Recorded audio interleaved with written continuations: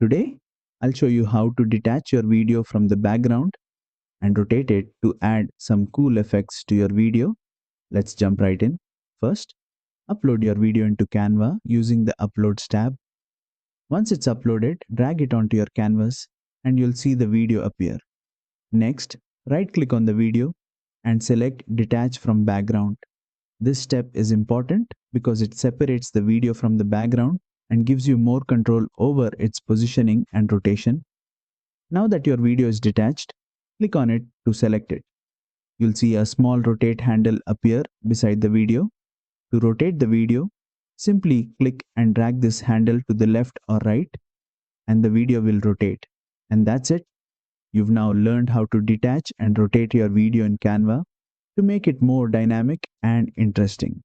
If you found this tutorial helpful, don't forget to like, share, and subscribe for more Canva tips and tricks.